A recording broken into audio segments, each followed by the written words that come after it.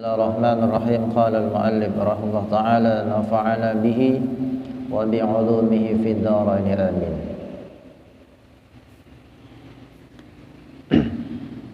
Qala ba'dhum warada fil hadis ana man hafaza 'ala as-salah akramahullah bi khamsi khisalin yarfa'u anhu dhiqul 'aish wa 'adzabul qabr wa ya'tahu ta'ala kitabahu bi yaminihi wa yamurru 'ala as-sirat kal buraq wa yadkhulul jannata bighairi hisab.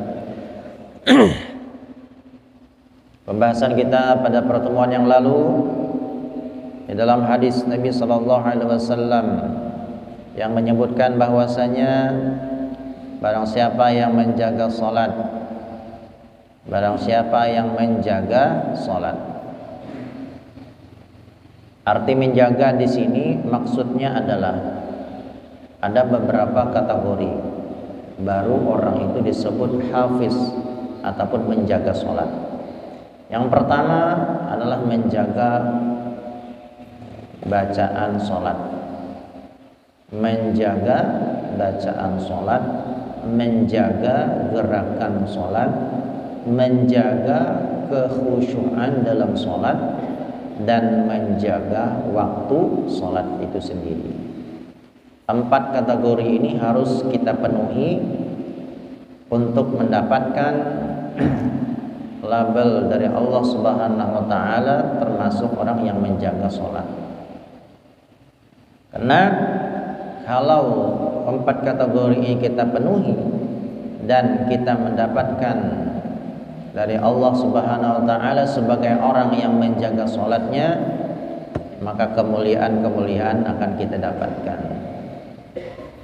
Menjaga dari segi bacaan sholat, terutama membaca surah Al-Fatihah, harus benar sesuai dengan tajwidnya, sesuai dengan kaidahnya, sesuai dengan fasahahnya. Dan juga gerakan-gerakan sholat, bacaannya benar, ya, rukun qaulinya benar, dan rukun fi'li, gerakan-gerakannya juga harus benar. Bagaimana takbiratul ihram, bagaimana ruku, bagaimana sujud, bagaimana duduk tahiyat awal dan tahiyat akhir yang benar. Artinya rukun fi'linya memenuhi. Dan yang lebih penting lagi dalam gerakan itu harus ada tumakninahnya. Ya, dalam gerakan harus ada tumakninah. Ketika kita sujud, tahan dulu, baca tasbih 3 kali, subhanallah, ya, subhana rabbiyal a'la wa bihamdi, subhana rabbiyal a'la wa bihamdi, subhana rabbiyal a'la wa bihamdi. 3 kali kita membaca tasbih itu berarti kita sudah melaksanakan tumakninah di dalam sholat. Ketika kita bangun dari sujud membaca Rabbighfirli dan sampai akhir, itu sudah tumakninah. Jadi artinya ketika kita ruku jangan terlalu cepat kembali daripada rukunya. Ya, diamkan dulu. Arti tumakninah itu tenang. Tenangkan dulu, ya, hanyar bangkit daripada ruku. Ketika kita sujud, diamkan dulu, hanyar bangkit daripada sujud. Jadi tumakninah itu termasuk daripada rukun, termasuk adalah wajib hukumnya. Dan selain itu juga yang tidak kalah penting adalah menjaga kekhusyuan sholat. Dalam awal kita takbir sampai salam, jaga khusyuk. Arti khusyuk kita ingat kepada Allah Subhanahu wa taala. Karena ketika kita sholat lidzikrillah, untuk mengingat Allah Subhanahu wa taala. Kadang-kadang yang namanya manusia, ya, insan ghafil. Insan itu manusia selalu lalai. Sumiyal insan nih, dinamakan insan itu karena sering lupa. Ketika dia sholat seharusnya mengingat kepada Allah Subhanahu wa taala, tapi secara tidak sadar kadang dia ingat kepada dunia, ingat kepada pekerjaannya, ingat kepada orang tua, ingat kepada anak, ingat kepada harta, ingat kepada kebunnya. Nah, ini sudah mengalihkan daripada khusyuk kepada Allah Subhanahu wa taala. Nah, tetapi itu memang suatu hal yang tidak bisa kita pungkiri, akan terjadi ke setiap insan, setiap manusia. Nah, kalau terjadi seperti itu, maka cepat-cepatlah kita kembali kepada Allah. Ketika hati kita mulai beralih mengingat kepada yang lain, maka kembalikan lagi untuk ingat kepada Allah. Mulai lari lagi, ingatkan lagi, lari, ingatkan lagi. Pokoknya dipaksa hati kita untuk ingat kepada Allah Subhanahu wa taala, dipaksa. Sampai kapan? Ya, sampai hati kita memang benar-benar sudah jinak untuk mengingat Allah Subhanahu wa taala.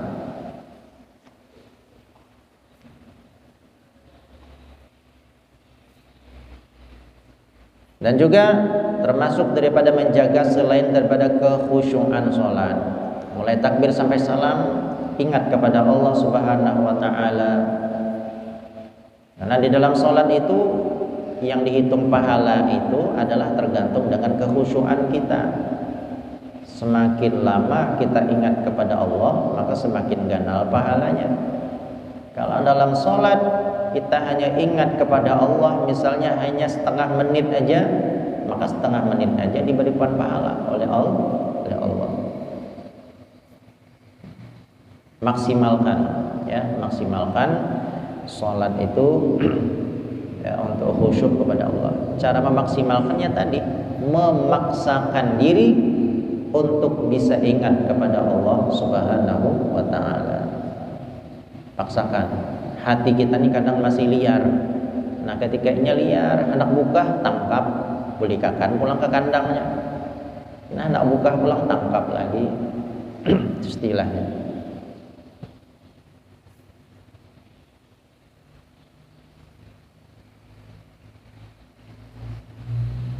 Dan juga termasuk daripada menjaga sholat adalah menjaga waktunya.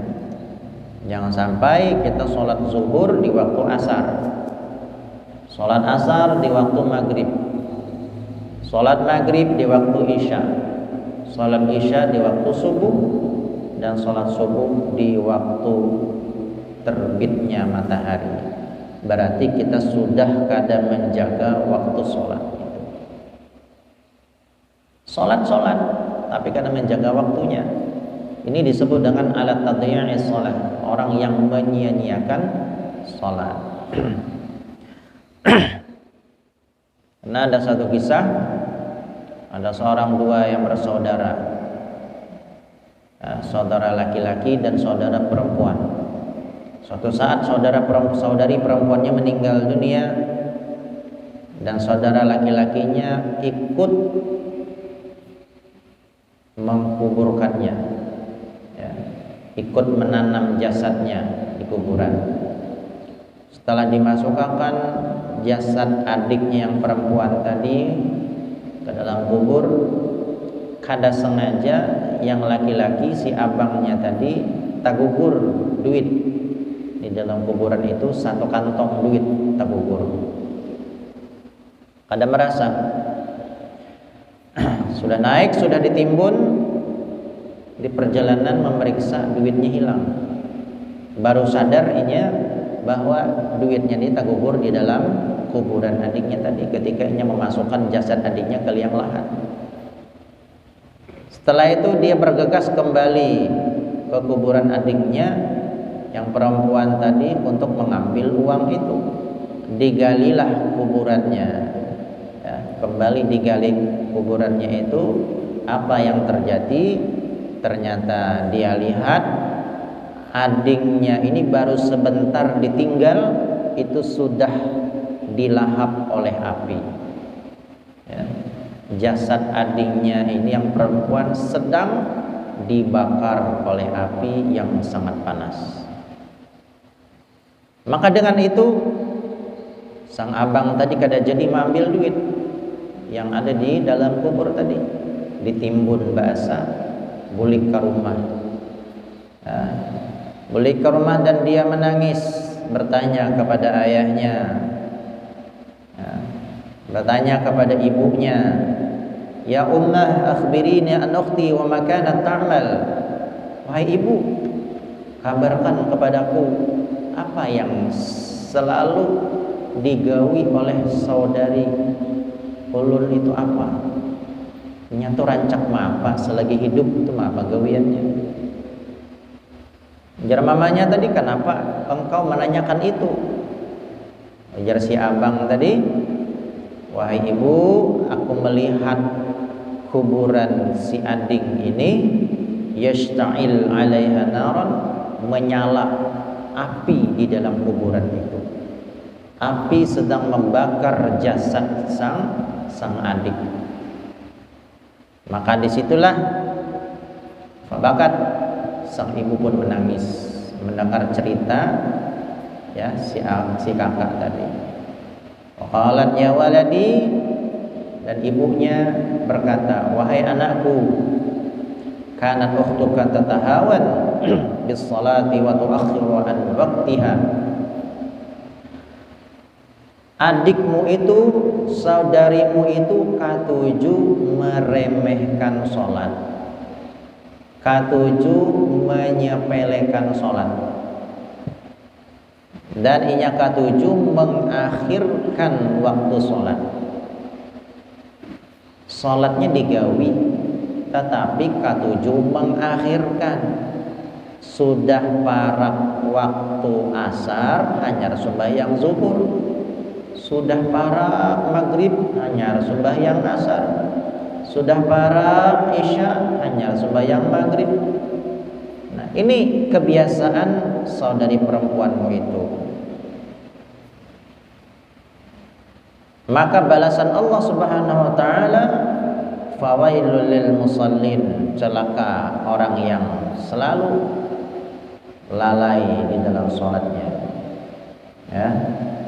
Orang yang lalai di dalam sholat, lalai dari segi waktunya, lalai dari segi kekhusyuannya, maka dia akan celaka. Dan ini adalah keadaan orang yang mengakhirkan sholat dalam waktunya, dibakar Allah di dalam kubur, mendapat siksaan Allah di kuburnya, sudah disiksa Allah. Orang yang mengakhirkan sholat, maka bagaimana keadaan orang yang meninggalkan sholat? Padahal sang adik ini menggawi aja sholat itu kada pernah ketinggalan, tapi ini kebiasaannya mengakhirkan waktu sampai hendak habis waktunya hanya sembahyang. Nah, itu sudah mendapatkan azab Allah. Bagaimana orang yang selalu meninggalkan sholat? Ya, na'udzubillahi min dzalik. Maka oleh sebab itu, mumpung kita masih ada waktu hidup, ya, diberikan Allah umur, kalau kita merasa dan ingat ada beberapa sholat yang kita pernah tinggalkan, berapa waktu yang pernah kita tinggalkan, maka cepat-cepat diqadha, lakas-lakas dibayari, ya, sebelum akhir hayat kita. Oh, pernah ketinggalan sholat sebanyak berapa kali? 30 kali dibayari, 30 kali. Ketinggalan sholat selama setahun, ya, setahun kada pernah sholat sesudah balik misalnya, dibayari. Nah, caranya kayak apa mengqadha sholat yang tertinggal setahun itu? Maka caranya adalah dengan cara dicicil. Ya, kada kita gawi sekaligus satu hari langsung full kada. Kalau mampu bagus, tapi kalau kada mampu dengan menyicil bisa. Artinya setelah sholat maghrib kita berdiri kembali untuk sholat maghrib qadhaan. Setelah sholat isya kita kembali lagi untuk melaksanakan sholat isya dengan niat qadhaan. Setelah sholat subuh kita berdiri lagi untuk melaksanakan sholat subuh qadhaan, membayari sholat subuh yang tertinggal di waktu dahulu. Begitu seterusnya sampai kapan? Sampai setahun. Ya, membayari cara cicilan itu sampai seberapa lama kita pernah meninggalkan sholat. Setahun menggawinya. Kalau 3 tahun 3 tahun, 4 tahun 4 tahun. Dan kelebihan orang yang seperti ini, kalau seandainya ketinggalan sholat selama setahun dan setengah tahun sudah jalan, inya membayari dan ternyata ajalnya diambil oleh Allah Subhanahu wa taala, maka inya sudah terhitung orang yang sudah mengqadha sholat full. Ya. Sholat yang pernah dia tinggalkan sudah terhitung dibayari semua. Kenapa? Yang pertama, satu karena niatnya hendak mengqadha, dan yang kedua kesungguhannya. Ya.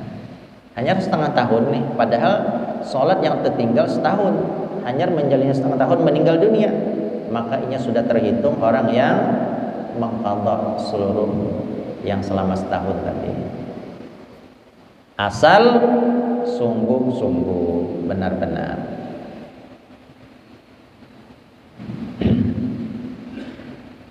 Nah, jadi itu menjaga sholat, bacaannya, menjaga sholat, gerakannya, menjaga sholat, khusyuknya, menjaga sholat, waktunya, dijaga semua. Nah, maka kalau keempat kategori ini bisa kita penuhi, maka Allah akan muliakan dia dengan 5 kemuliaan. Yang pertama, yurfa'u anhu dhiqul 'aish, akan diangkat kesusahan dalam hidupnya. Hidupnya akan diberikan kenyamanan, ketenangan oleh Allah Subhanahu wa taala. Apabila Allah berikan rezeki, rezekinya berkah. Kalau Allah kada berikan dia rezeki yang banyak, tapi Allah berikan ketenangan di dalam hatinya. Nah, ini yang kita cari. Dan Allah akan angkat dia daripada azab kubur, selamat daripada azab kubur. Jadi jangan wani-wani di azab kubur ini. Sayyidina Utsman saja setiap kali melewati kuburan menangis. Kenapa? Karena kuburan adalah awalu manzilin min manazilil akhirah. Kuburan adalah awal tempat pertama persinggahan daripada tempat-tempat akhirat. Kalau di dalam kubur nyaman, di dalam kubur selamat, maka sesudahnya pasti akan selamat. Tapi kalau sudah dikubur kada selamat, sudah dikubur tersangkut, ya, diazab Allah, maka sesudahnya pun akan diazab Allah taala. Jadi kuncinya di alam kubur itu hendak mengetahui selamat apa kadanya kita. Penentu. Makanya Sayyidina Utsman sangat takut sekali melihat kuburan, menangis beliau. Wa ya'tihillahu ta'ala kitaba biyamini, dan Allah akan memberikan catatan amalnya di sebelah kanan bagi orang yang menjaga sholat.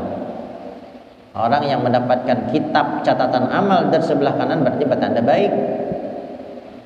Tapi kalau sudah menerima dari sebelah kiri atau apalagi di belakang, itu tanda-tanda orang celaka. Wa yamurru 'ala sirat kal barq, dan dia akan menyeberangi jembatan Shiratal Mustaqim seperti kilat, ya, seperti kilat laju, ya, sekedip mata sudah sampai ke seberang sana. Nah, ini hanya didapatkan orang-orang yang menjaga sholat. Wa yadkhulul jannata bighairi hisab, nah, dan dia masuk surga tanpa hisab. Maka maksimalkan sholat kita. Ya, usahakan sholat kita dengan sebaik-baiknya sholat, sebagus-bagusnya sholat, supaya kita dapat kemuliaan ini.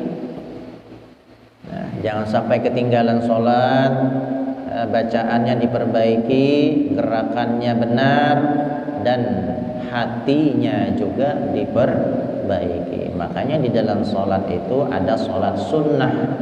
Sholat sunnah ini adalah untuk menutupi kekurangan-kekurangan yang kita gawi ketika kita sholat wajib. Itu tujuan sholat sunnah, ya. Ada qabliyah, ada ba'diyah.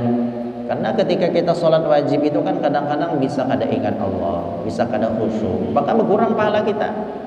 Maka ditambal, ditutupi dengan sholat sunnah tadi, supaya kekurangan-kekurangan yang ada di sholat wajib tadi menjadi sempurna kembali dengan sholat sunnah itu. Wa man tahawana 'anis sholati 'aqabahu Allah bi 15 uqubah. Dan barang siapa yang meremehkan sholat, maka Allah akan menghukumnya, menyiksanya dengan 15 siksaan. Khamsin fid dunya, 5 di dunia. Wa thalathin 'indal maut, dan 3 ketika hendak meninggal dunia. Wa thalathin fi qabrih, dan 3 di dalam kubur. Wa thalathin inda khuruji minal qabri, dan 3 hukuman, 3 siksaan ketika keluar dari kubur. Wa ammal lawati fid dunya, adapun ukubah, siksaan-siksaan ketika di dunia bagi orang yang meremehkan salat, bagi orang yang menyia-nyiakan salat, hukuman yang pertama adalah tunza'ul barakah min umri, umurnya kada berkah. Umur kada berkah. Arti umur kada berkah ini waktu kehidupannya itu kada tapi kawa inya gunakan untuk beramal baik. Ya. Umur 50 tahun tapi amal baiknya sedikit aja, itu kada berkah umur.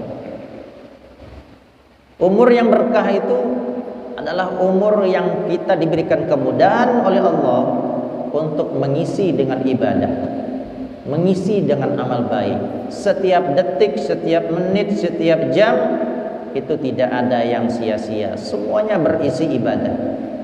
Berarti ini menunjukkan umurnya berkah. Ya.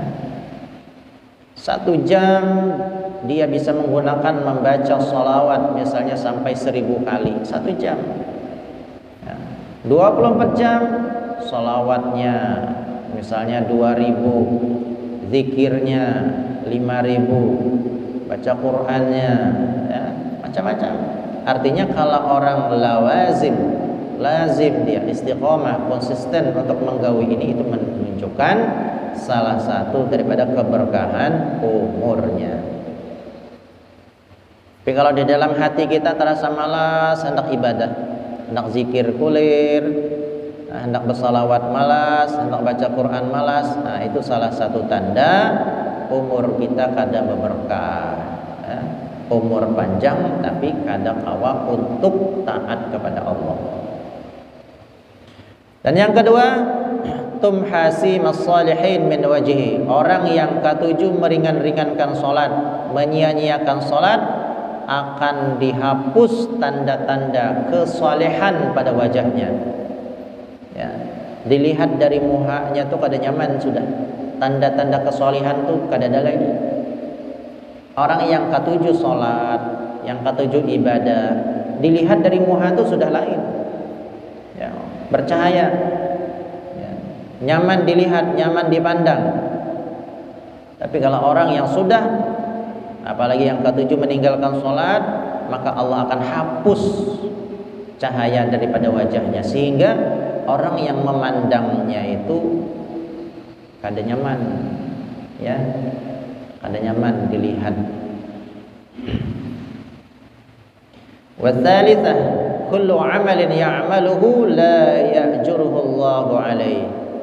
Orang yang menyia-nyiakan salat, hukumannya adalah setiap amal yang inya gawi kada diberikan pahala oleh Allah Subhanahu wa taala. Amalnya banyak tapi sembahyangnya kada beres, maka amal-amal ibadah selain salat itu kada diberikan pahala oleh Allah Subhanahu wa taala. Makanya semuanya itu sangat bergantung kepada salat. Salatnya baik, amal yang lain 4 baik juga. Tapi kalau sudah salat kada bagus, salat kada baik, amal yang lain pun 4 kada baik juga. Perbaiki salat dulu. Yang keempat, warabi'ah la yurfa' lahu du'a'un ila sama'. Doanya kada diangkat ke langit, artinya doanya kada diistijabah. Doanya kada diterima oleh Allah Subhanahu wa taala. Dan yang kelima, laisa lahu hazzun min fi du'a'is salihin, dan inya kada mendapatkan jatah daripada doa-doa orang yang soleh. Orang yang kada sembahyang, orang yang ketujuh mengakhirkan sholat, ya, inya kada dapat doa daripada orang-orang soleh. Kita kan dalam sholat selalu berdoa, Allahumma ighfir lana wa liwalidina wa li masyayikhina wa li jami'il muslimin wal muslimat. ampunilah dosa-dosa kami, dosa orang tua kami, guru-guru kami, orang muslim dan muslimat dan mukminin dan mukminat. Ini hanya didapatkan muslim dan muslimat, mukmin dan mukminat kan umum. Semua orang Islam dapat, semua orang mukmin dapat. Yang terkecuali yang kada dapat itu adalah orang yang menyia-nyiakan sholat. Orang yang kada sholat kada dapat doa itu. Maksudnya inya kada dapat jatah daripada doa-doa itu. Ketika kita doa Allah maghfir lil muslimin wal muslimat, ini orang yang kada sembahyang kada dapat doa itu, kada dapat ampunan. Kita kan minta ampun lawan Allah untuk seluruh orang muslim dan muslimat. Orang yang kada sholat kada dapat ampunan. Nah, jadi doa-doa yang itu hanya terkhusus kepada orang yang menjaga sholatnya. Nah, orang yang kada sholat, meringankan sholat, tidak mendapatkan jatah daripada doa-doa orang yang saleh. Wa amal lati tusibuhu 'indal maut, dan ketika meninggal dunia hukuman Allah taala, siksaan Allah taala, fa innahu yamutu zalilan, meninggal dalam keadaan hina, meninggal dalam keadaan tidak terhormat. Wasaniyah yamutu ja'ian, meninggal dalam keadaan lapar. Wasalisah, meninggal dalam keadaan yamutu 'atsyanan, meninggal dalam keadaan sangat-sangat haus. Orang yang ketujuh meninggalkan sholat, meringankan sholat, menggawi sholat, tapi ketujuh mengakhirkan, maka meninggalnya dalam keadaan sangat-sangat haus. Walau suqiya biharad dunya maruya min atasyih, seandainya diminumkan satu lautan yang ada di muka bumi ini, tidak akan hilang rasa hausnya. Saking hausnya, selautan diminumkan ke orang tadi kada hilang hausnya. Kenapa? Karena hausnya itu datang min fayhi jahannam, daripada mulutnya api neraka sudah parak lawan orang itu. Hawanya api neraka sudah masuk ke dalam tenggorokannya sehingga panas. Kada kawa disiram dengan banyu, kada bakal hilang hausnya. Nauzubillah min dzalik. Tapi kalaupun misalnya kita pernah menyaksikan orang yang seperti ini, jangan disambati, ya.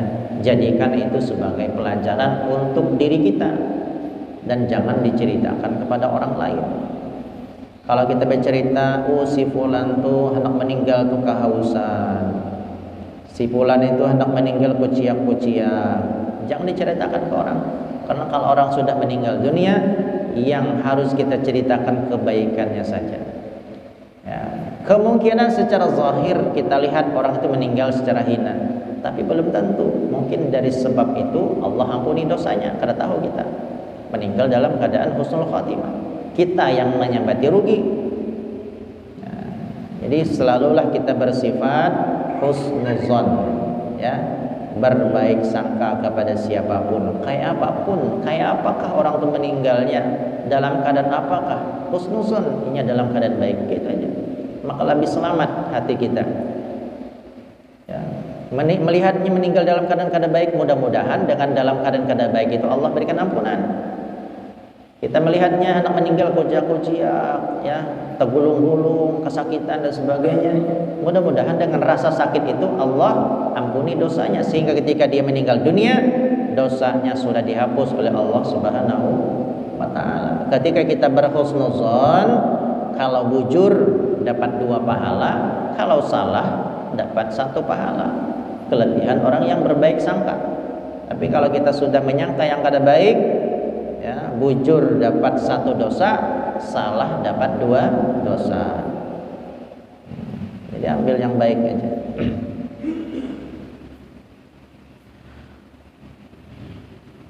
Wa amal lati tusibuhu fi qabrih, dan di dalam kuburnya, nah, siksaan di dalam kubur orang yang menyia-nyiakan salat, yudayyiq alaihi al-qabr hatta takhtalif adla'u, kuburannya menyempit, ya, kuburannya dihimpit, orang itu dihimpit oleh kuburan sampai apa? Sampai rusuk sebelah kanan berpindah ke sebelah kiri dan rusuk sebelah kiri berpindah ke sebelah kanan karena dihimpit oleh bumi. Saking sempitnya bumi itu, ya, sampai tasalisih antara tulang rusuk kanan dan tulang rusuk kiri. Saking sakitnya.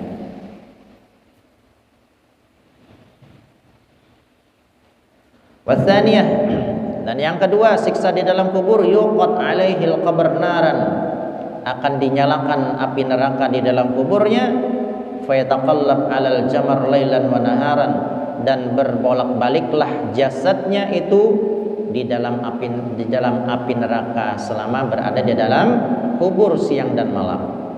Watsalisah yusallit 'alaihi fi qabri suhban, dan dia diberikan Allah Ta'ala dililit oleh ular yang sangat besar, ismuhu syuja', yang bernama syuja'.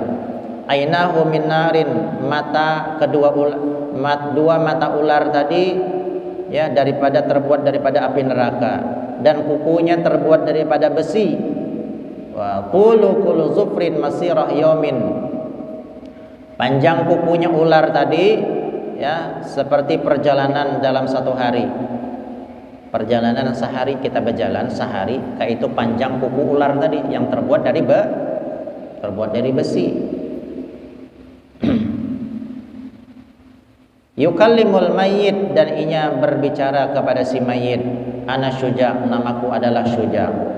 Wa sautuhu mislur ra'ad, dan suara ular tadi seperti petir yang menyambar. Saking nyaringnya suaranya kayak petir. Apa kata ular? Amadan Rabbi an adribuka ala tadhi'is salati subuh ila tul'i syams. Aku disuruh Allah Ta'ala untuk memukulmu karena engkau sudah menyia-nyiakan salat subuh sampai terbitnya matahari. Karena engkau melaksanakan salat subuh ketika terbit matahari. Wa adribuka ala tayyis salati zuhur ila al-asr. Aku disuruh Allah Ta'ala untuk memukulmu karena engkau sudah menyia-nyiakan salat zuhur sampai ke salat asar. Wa adribuka ala tayyis salat al-asr ila al-maghrib, dan aku disuruh Allah Ta'ala untuk memukulmu karena atas engkau menyia-nyiakan salat asar sampai maghrib. Wa adribuka ala tayyis salatil maghrib ila al-isya, dan aku disuruh Allah Ta'ala untuk memukulmu karena engkau telah menyia-nyiakan salat maghrib sampai ke waktu salat isya. Wa adribuka ala tadhiya salatil isya ila al-fajr, dan aku disuruh Allah Ta'ala memukulmu karena engkau telah menyia-nyiakan salat isya sampai ke waktu fajar. Fakullama darabahu darbatan yaghusu fil ardi 70 zira'an.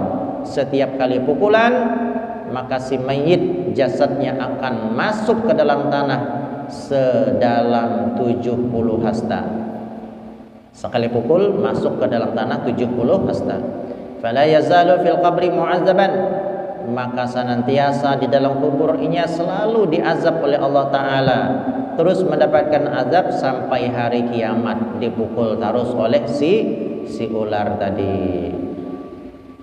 Wa amal lati tusibu inda khuruji minal qabri fi mauqifil qiyamah fa syiddatul hisab. Adapun ketika keluar daripada kubur, pada hari kiamat, syiddatul hisab yang begitu dahsyat. Wa sukhtur rabb, dan mendapatkan murka Allah. Dukhulun nar, dan masuk ke dalam api neraka. Nah, inilah beberapa ancaman bagi orang yang menyia-nyiakan sholat. Menyia-nyiakan itu bukan meninggalkan, tapi menggawi, ya, tapi sudah keluar waktu sholatnya, atau hendak habis sudah waktu sholat hajar menggawi sholat. Nah, inilah siksaan Allah SWT. Dan kalau meninggalkan sholatnya kada digawi, itu lebih dahsyat lagi, ya, siksaan Allah Subhanahu wa Ta'ala. Na'udzubillah min dzalik. Mudah-mudahan Allah Ta'ala menyelamatkan kita daripada azab kubur, menyelamatkan kita daripada murkanya, menyelamatkan kita pada mahsyar, menyelamatkan kita di yaumil hisab. Dan mudah-mudahan Allah berikan kita husnul khatimah. Allah berikan kita taufik dan hidayah untuk terus bisa menjaga salat, perbaiki salat, melaksanakan salat di waktunya, dan mudah-mudahan salat kita diterima oleh Allah Subhanahu wa Ta'ala. Amin ya rabbal alamin. Ala hadzal dunia wal